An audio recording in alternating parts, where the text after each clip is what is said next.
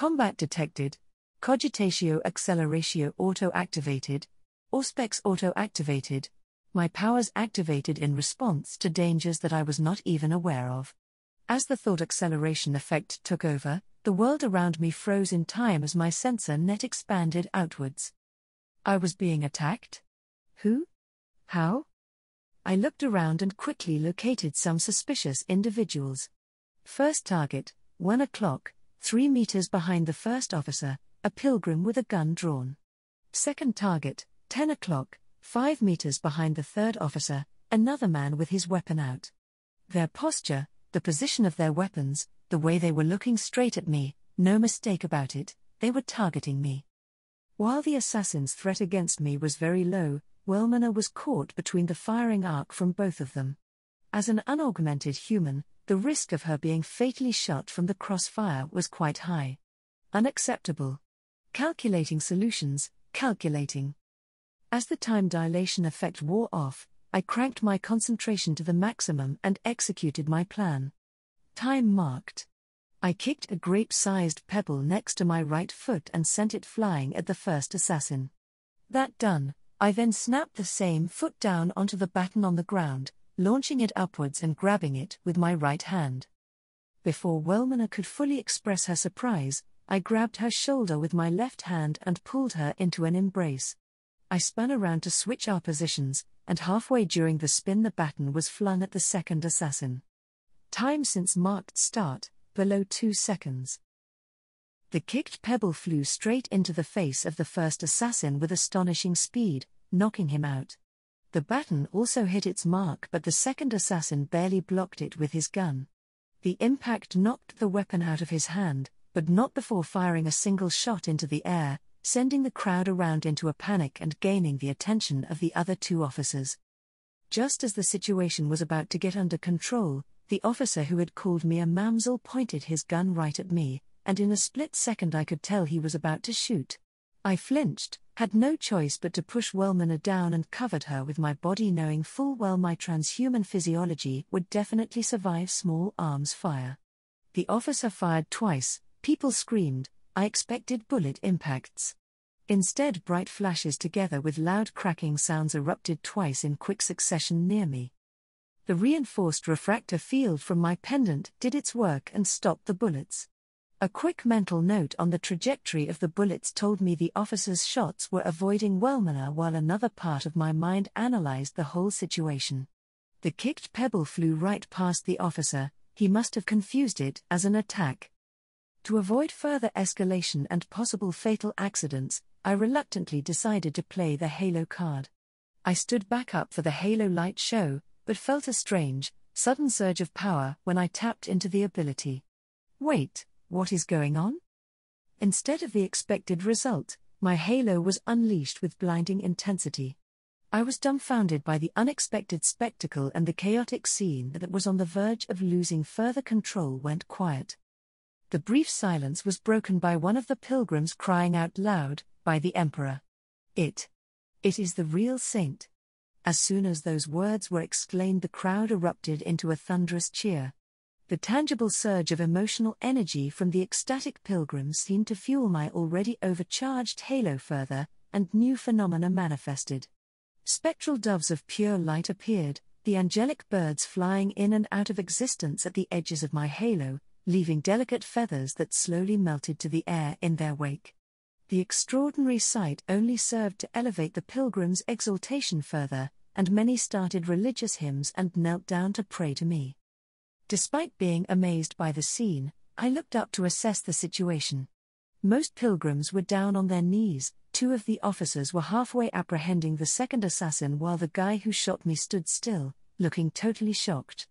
I then heard a shaking voice behind me struggling to overcome the crowd's chorus. It was Wellmanor talking frantically into her vox. The Holy Daughter was shot. Send emergency first aid and a suppression force to my coordinates. Wellmanor? You were shot. After dropping a quick death glare at the officer, she stood up, looked at me with unconcealed worriedness. Where did they hit? She asked, her tone bordering on hysterical. I am fine, look at me. I am fine. I assured her. Under the full illumination of the risen sun and my halo, Wellmana appeared a bit disheveled and rough around the edges. She just stood there and looked at me without blinking, her eyes slightly too red to be natural. She had been crying? Not really knowing what to do, we just stood there exchanging stares. I felt her mind unfold to me like an open book. Underneath that charming face, struggling to stay neutral, were boiling emotions of disbelief, relief and veneration. Veneration? I was hit with the realization that while Wellmana was like a friend to me, she viewed me not purely as a person but something bordering divine. If this was not managed carefully, it could go down the path of some ugly one-sided personal worshipping, as no normal interhuman relationship could ever be established with one side playing God. So after quickly confirming there were no more immediate threats around, I turned off my halo. Ignoring the sounds of disappointed gasps from the crowd, I asked the still motionless scholar, "Wellmana, are you all right?" Instead of answering my question, tears started flowing down her cheeks. What the? Now what did I do? She then stepped forward, her arms outstretched to embrace me. Not expecting this from her, time slowed down for me as I automatically ran a short burst of Auspex scans on the seemingly emotionally unstable Wellmana. No signs of chaos taint nor explosive detected. With my speed, I could easily sidestep to avoid her attempt to bear hug me, but in the end decided against it. Wellmana caught me and actually started bawling. With all the people surrounding us, this was getting really awkward. It was at this moment the monastery erupted with high-pitched sirens. The sounds of war from the megastructure instantly chased away any last semblance of morning tranquility. Accompanying the sirens was a message that was broadcasted over the whole field, ordering everyone to stay put. Up in the skies I noticed many flyers quickly appearing, and the air itself was filled with Vox transmissions. Much further away I heard the sound of the gates opening, followed by the distinct trembling of tracked vehicles rumbling forward. Soon a few flyers zoomed past high above us. I looked up and saw many shiny things dropping down. Reflecting the morning light and shining like silver angels, the armored form of many sororitas seraphims descended from the heavens. To the awe of everyone present, the seraphims dropped down at breakneck speed before expertly firing up their jump packs' retro boosters at the very last minute, the white livery under their silver-colored power armor fluttering gloriously to the roar of jump packs as they gracefully descended all around us. A seraphim superior skillfully touched down right in front of us just seconds before a whole squad of the elite sisters landed to form a protective circle around me and Wellmana. Many more seraphims descended around the pilgrims with weapons drawn. As if on cue, a few immolated tanks entered the area, their massive twin heavy bolter turrets turning menacingly while their lord haulers repeated the order of telling everyone to stay still. Yeah, my out for a walk stunt definitely went too far. Internally I was sweating bullets at how the events had escalated. Externally, thanks to Regalis, I looked calm and was cool as a cucumber. Despite the arrival of a whole detachment of battle sisters, Wellmana was still sobbing away on my shoulder. The Seraphim Superior eyed me up and down. After seemingly satisfied with my unscathed condition, she knelt down to me. "Holy daughter." Her voice was distorted by the decorated helmet, but still recognizable. I gently pried the crying scholar away from me and said softly, "Wellmana, Sister Superior Zafia is here." Zafia stood up, sent a brief report on her Vox before taking off her helmet and tucking it under her right arm. She gave Wellmana an incredulous stare before saying, "Sister Dialogus, I was around the area and rushed over after receiving news of an emergency. But never in a million years I would have guessed it was one of our own who is assaulting Lady SYRINE." While I was utterly amazed by how the stern-looking Zafia could deliver such a joke with a straight face, her jest worked as Wellmana quickly retorted with her still jerking voice, "That was not funny. There was an ambush and Lady SYRINE was protecting me when she got shot twice by that arbitz over there." She then pointed accusatorily at the now hapless-looking officer, and in response a few seraphims immediately pointed their weapons preemptively at the man. While I snickered internally at the officer's expression through his half-mask, two hovering open-topped speeders similar to the ones utilized by the Space Marines entered the scene. This was new to me as the sororitas did not employ such units in my knowledge. The color scheme and emblems on the speeders indicated they were ambulances. Hovering easily across all obstacles, the speeders soon reached us. On the leading speeder were a few familiar faces. Alisaya, Verita and Kira with a skull probe orbiting her got off from their speeder just as squads of battle sisters freshly disembarked from the immolated tanks joined in. The place was now filled with the familiar low humming of power armor backpacks. The skull probe floated over and communication was established with a familiar voice speaking in my head. My princess. I see your lengthy reboot is completed. Crypto. While my initial scans revealed you to be in perfect health, are you still suffering from any malfunctions? You once told me my brainwave had changed. Any further changes this time? A moment, please. This is interesting. From my records, the deviance of your brainwave has dropped from 70.865% to 49.734%. So did you regain further memories? Some really ancient memories came back to me, but none of it shed more information on my original plan here. I see. We should stop our conversation here and continue after a final vetting by the Inquisitor. I believe he will be with you soon. While I was having a quick chat with Cryptora, Verita and Kira were checking on my condition while Alisaya started securing the area. Being the highest-ranking sororitas in the field, Alisaya gave a quick glance at the situation and started giving out orders. She was efficient and clear-cut, her no-nonsense demeanor with an air of militaristic authority were completely at odds with her appearance of a young lady who was just slightly over half my mental age. Alisaya had always been cordial when interacting with me, and the fact that she was a palatine of the sororitas, an elite military order in a universe always at war, had not properly registered on my mind until this point. This was the first time I saw her in this light, and it made me grimace inside. What the hell was I doing with my life when I was her age? When Alisaya was done, she turned to me, looking stunning in her polished silver war plate and practically glowing in the morning sun. When our eyes met, an almost unperceivable smile formed on her face and she bowed respectfully. Her unconcealed thought came through to me, "Thank the Emperor, you are finally back." Just then a third speeder appeared and quickly approached from the distance. My eyes picked up two of its passengers to be Palatine Domine with that Archdeacon dude. The latter seemed to be struggling to keep his high hat staying put in the open-topped vehicle. As the third speeder reached us and the Archdeacon disembarked, there was another small uproar from the pilgrims. Apparently he was an important figure to the religious folks. In his elated state, the Archdeacon was babbling away while approaching me. "Thank the Emperor. You have finally awakened. Such a miraculous day, such joy. Come, my lady. We must speak of his revelations, and there is much great work to be done." I winced inside at the incoming headaches. A quick peek at the non-reaction of Alisaya and Domine told me they could not help me with this. The Ecclesiarchy was supposedly the civilian organization their order served after all. It was then Verita who was talking to her. Vox turned and took out an inquisitorial rosette. She held it high and announced, "By the order of the Inquisition, no one is to further bother Lady SYRINE before her final clearance by medical examination." I was saved, for now. It sounded like a war was raging on the other side. Thank the Emperor.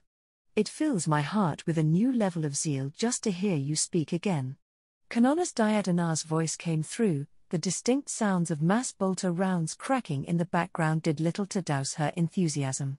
She was currently leading a sizable sororitas force directly hitting the uncovered heretical cults following the investigation leads recovered from the ritual site. "I am fine, it is good to hear from you." I replied to the Vox unit, just in time for my enhanced hearing to pick up the half-muted roars of flamers accompanied by the screams of death. I recoiled from the carnage, but the Canonis spoke again with a total disregard of what was happening around her. "I should be back as soon as these sectors are done. I have to go now, there are heretics to be purged. Hope to see you soon, please take care." I ended the call and turned my attention to those around me. A few sister hospitallers were wrapping up my final medical examination, Strangely, the whole procedure was done under the supervision of a Mechonicus tech priest. Marvelous, simply marvelous.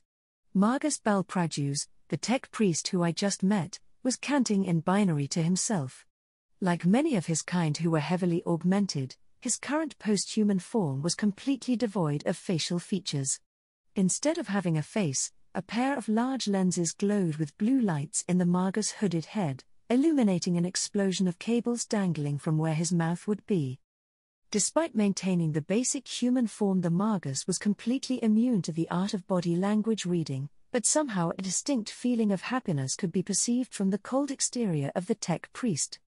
Such fine, amazing and delicate work. While already mentioned in my previous logs, it is worthy to emphasize again that the subject is beyond any specimen I have ever come across. Even the most advanced transhumanism exhibited by the Astartes pales in comparison. Just by observing her has allowed me to catch rare glimpses of the magnificence of true primarchs. Balpragius was rapidly pacing around while his two servo skulls orbited me. One moment he looked like a seasoned connoisseur appraising a piece of fine art, the next instance he reminded me of a paleontologist studying a supposedly extinct species, constantly switching his attention between observing me, reading instruments and making record logs. To behold the complexity of the subject's physiology functioning in her awakened state is truly a fascinating sight. Fascinating? Fascinating indeed. Balpragius stopped his pacing, turned to look straight at me and asked, "Excuse me, do you understand binary?" "Yes, I can communicate in binary too." I canted back via my connection with one of his own servo skulls.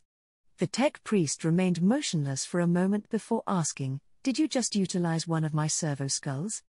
I had been doing that all the time with Cryptora's stuff for a while now and got used to it. Now that Balpragius mentioned it, accessing functions on his drone without consent did seem to be quite rude. I quickly apologized for my transgression. "Oh. That. I should have asked for your permission first, I am sorry. When thou desire to discourse purely, use binary. It pleases and surprises me that you can converse in our holy code. But how did you gain access to my drone without me granting you user privilege?" "I have no idea. Again, I am very sorry for that." "Inconceivable. Did I accidentally deactivate the security protocol?" Balpragius then started checking on one of his many data slates. "Settings verified. Kindly attempt accessing my drone again. Like this?" I moved my finger up and down and commanded both his drones to climb and dive, mirroring my motion. By the machine god. It is like my thrice-blessed barrier is not even there. I see now why Dominus Cycle called you the Omniscient Princess. The tech priest then went quiet. I next felt what could only be described as a sense of primal fear flashed for the briefest of moments in his mind. Fear? Why fear? Wait. If I could so easily hijack his drone, that also meant I could technically take over his senses and even his body function, like that of a cyborg body snatcher in those cyberpunk stories. The notion of being a weapon jumped at me again, but the very idea of taking over someone's body sent revulsion down my spine. Before I could sort out my thoughts, Balpragius canted again. "O glorious Omnissiah, this one have again underestimated thine boundless capabilities." Then, to the amazement of everyone present, he bowed down and prostrated to me before starting to speak in his heavily augmented synthetic voice. "My deepest apologies, I have been rude and forgot my position. Please stop, I don't mind. Are you working under Dominus Cycle?" I asked while gesturing for him to stand. Somewhat assured, he stood back up and answered, "I happen to have the dubious title of the most achieved Margus biologist on Nusquam. The field of transhumanism is one of my areas of expertise. I was summoned by the Dominus to help treat your injuries." "I see. For that I thank you. I am not worthy of gratitude from one such as you. For all my knowledge I could do little but nudge the healing process in the correct direction. The miracle of Omnissiah's grand design did the rest." If I recall correctly, Margus biologists are something of a distinct breed of tech priests, since one of the Adeptus Mechonicus' main creed being the flesh is weak, specializing in biology of all things was more than often looked down upon by their ranks. Curiosity got the better of me and I asked, as a biologist, do you suffer any prejudice from your peers for specializing in this field? He seemed surprised by my question but answered, while it is unfortunate some of my colleagues treat biology as a subject beneath their attention, all knowledge is equal before the Omnissiah. Balpragus then paused slightly before continuing, that said, may I ask how are you aware of such information? Oh, it was written in the law webpage, I almost said it out loud before stopping myself. Just a hunch, with the common Mechonicus saying the flesh is weak and all that. I answered. Oh yes. There is no truth in flesh, only betrayal. There is no strength in flesh, only weakness. There is no constancy in flesh, only decay. There is no certainty in flesh but death. So say the Credo Omnissiah. Balpragus chanted almost reflexively to the uneasy expressions of the sister hospitallers nearby, but he seemed either totally unaware of it or paid them no heed. That said, he continued, in you, I witness the level of perfection attainable only in machines derived from the divine source. How you could achieve cybernetic attunement without any implant is beyond me. Tell me, can you access the noospheric network? Noosphere? Now that was a really obscure piece of lore, supposedly an information and communication technology system developed during the closing years of the Great Crusade. I was quite sure no way SYRINE could. A line appeared in my vision. Activate noosphere connection? Yes/no. Dumbfounded, I selected yes from the options and in the next instance a never-seen-before interface appeared in my vision. I sat alone in a room, aware of the stringent security arrangements just outside the door. They were not taking any chances of me going missing again. After my examinations, I was brought here to wait for Inquisitor Thaberus and had the time to reflect on various matters. In front of me were many noospheric information windows, floating in augmented reality only visible to me. I was at a total loss on how this technology worked. In essence, it was an information network without the need of infrastructure. The network was utilized almost exclusively by the Mechonicus. To me it looked like a strange internet without any advertisement. If that was not weird enough, somehow I was able to access it without having any cybernetic implant. You are a weapon for a different era that never arrived. That statement from Big E struck me again as I pondered its implications. The main question for me was, what type of weapon? Definitely not a warlord like the actual Primarchs, otherwise I would be another Giga Chad of uber stature. Instead I was slightly vertically challenged compared to even the common folks here, that and my own reflections reminded me of those social media models with their carefully crafted pictures. Say, SYRINE can definitely make a killing as a media influencer back on Earth. So, an era where the Great Crusade had successfully concluded then? If the Emperor's initial plan had worked as intended, peace and order would be achieved in the entire Milky Way by the might of the Primarchs and their legions. Running low on tangible enemies that could directly threaten the Imperium, the Emperor should then turn his energy to his other biggest hobby, science. Unshackled by dogmas and superstitions, scientific research will march with such speed the armies of Imperium would continue to advance until they reach or surpass even the fabled age of technology.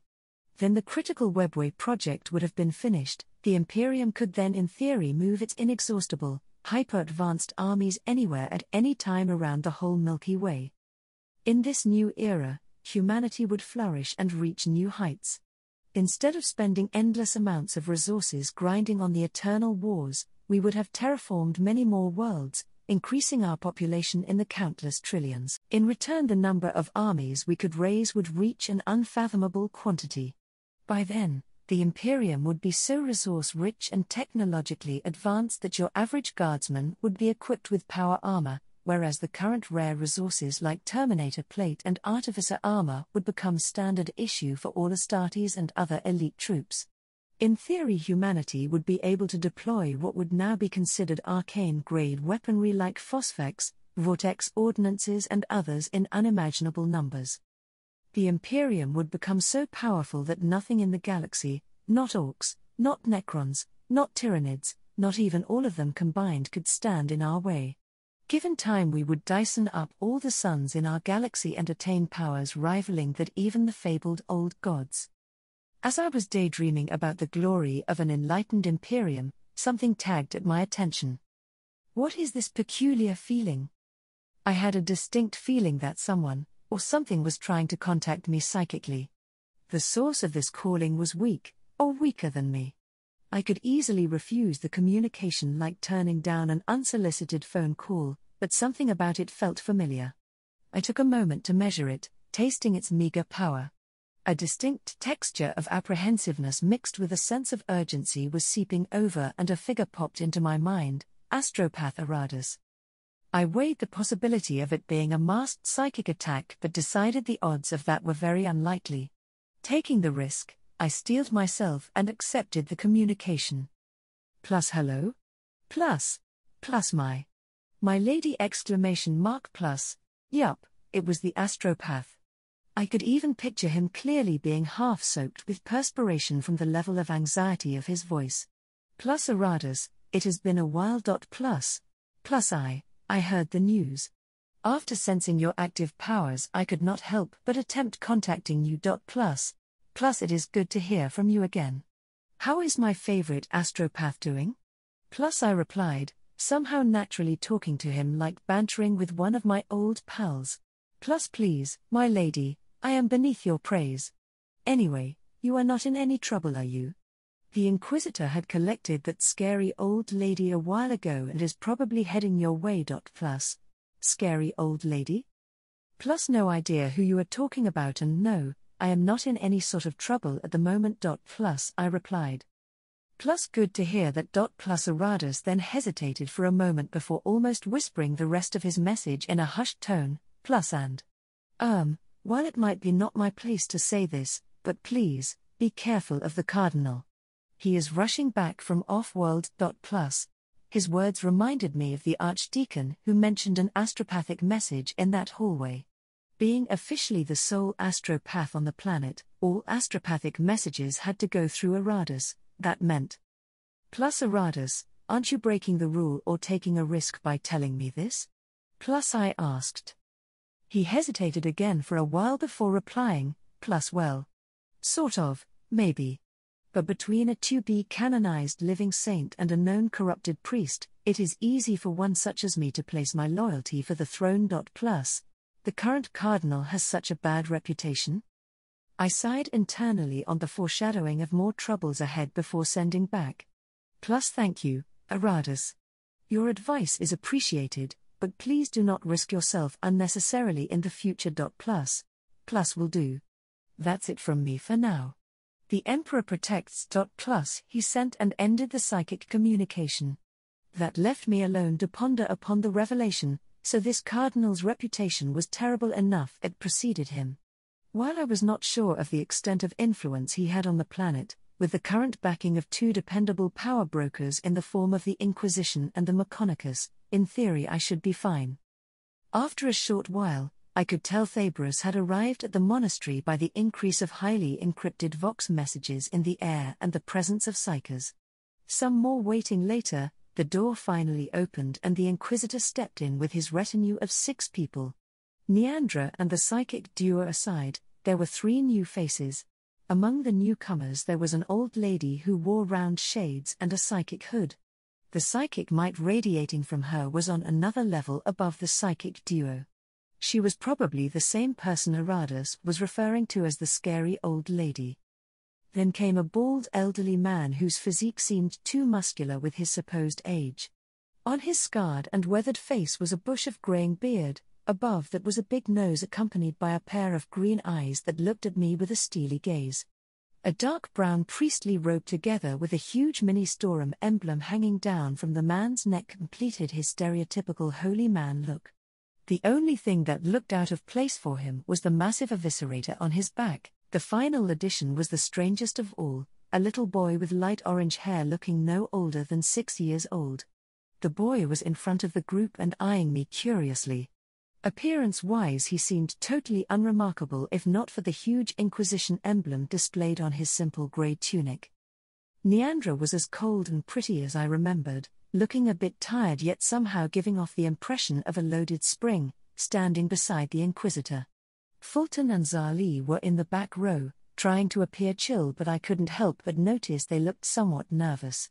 There was this uneasiness in the air which was beyond my grasp. I tilted my head a bit, activated thought acceleration to analyze the situation, and soon figured out the gist of it. This is a test.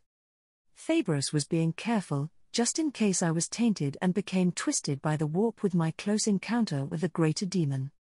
What if I was really compromised? Do we start a death match here and now? While that notion gave me the chills, it must be nerve-wracking for them.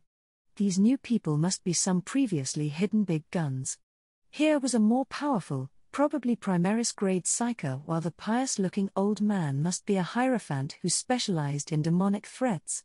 It reminded me of what I read in an old book titled Codex, Witch Hunters. Then there was this weird case of a little boy who looked kind of emotionless as the vanguard. Why would Thabros bring a child? Unless. Curious about the small kid and having nothing to hide, I smiled and walked towards my final test. Thabros bowed slightly while pulling down his hat with his left hand, then drew a deep breath and exhaled slowly while his right hand hovered discreetly close to an Inferno pistol before addressing me. SYRINE. Inquisitor. I appreciate that you are still honoring my request. So, who are these new people? And why is this kid here? A peculiar new feeling hit me as I got closer to my visitors.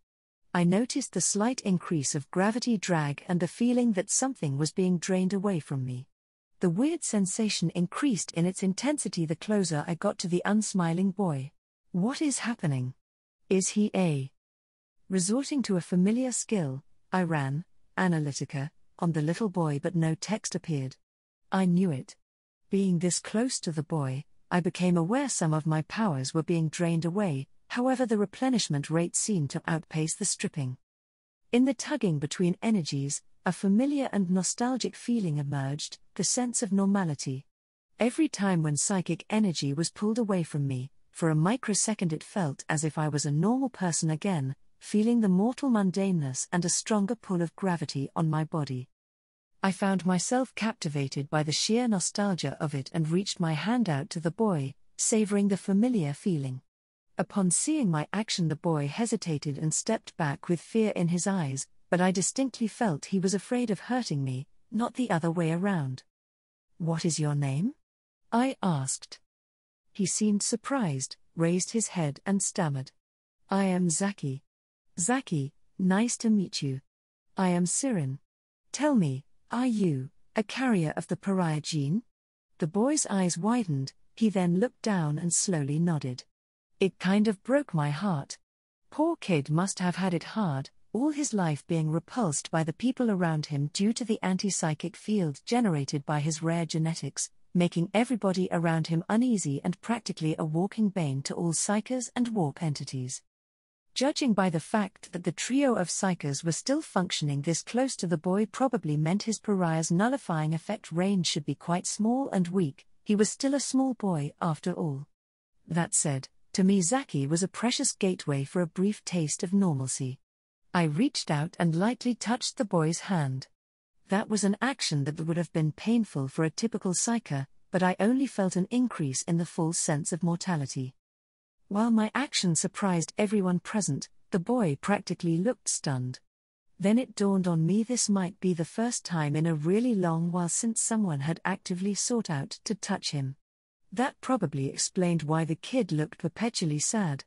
His life so far probably consisted of mostly social isolation and episodes of being shunned by other people. Humans are social creatures after all, growing up like that would be mental torture. You poor thing. "Zaki, let's be friends." Not waiting for a response, I knelt down and pulled the cute little boy into an embrace to comfort him, while simultaneously enjoying the nostalgic illusion of being a mortal human again. The trio of psychers practically flinched at my action, but I couldn't care less. This feeling of normality, it has been too long. For a moment I was my old self again, being that geek back on Earth with my normal self, a mortal, a nobody in society. Someone who would leave no trace on the history, utterly mundane but human. Emotionally, I was hit so hard a familiar message appeared in my vision. Regardless, action override. I welcomed it, for it had blocked tears from flowing. It is all right, it is all right. Everything is fine, I said softly, more to myself than Zaki. The little boy tensed up at first, gradually he relaxed and finally embraced me back before starting to cry while hugging me tighter. Already I could feel my powers had completely neutralized Zaki's pariah effect. Like the flow of a river being temporarily obstructed, my suppressed psychic might pushed through the obstacles, triggering Psychana Activa. Powering up, a sensory world unique to Psychas opened up to me. I no longer had the illusion of being a mortal human, but was grateful to Zaki for the brief experience. Nearby, 3 psychic resonances flared into existence, 2 of which I was familiar with while the third, despite being the strongest of the 3, flickered unstably as if in fear. I looked up at my visitors and wondered for a moment why the old lady was shaking uncontrollably before remembering this was the first time she witnessed my active state. Ignoring the trembling Primaris Psyche, I held the crying boy up, pinched his chubby cheeks slightly while turning to the inquisitorial gang. It is all right, Zaki. Tell me, did any of these people bully you by calling you soulless? The trio of psychers were unable to hide their grimaces at the sight of me holding up the boy. I imagined if they were to do it, the experience would probably be akin to hugging a molten stone. Zaki stopped weeping and answered in his childish voice, "No, but no one ever played with me." Neandra slightly raised an eyebrow while the elderly man visibly relaxed and formed the sign of Aquila. Faber sighed softly, his right hand pulled away from the holster to reach into his trench coat and pulled out a flask. Ignoring Neandra's full glare, the Inquisitor took a big gulp from the flask and said his greetings. "Good to see you up and well again, Princess."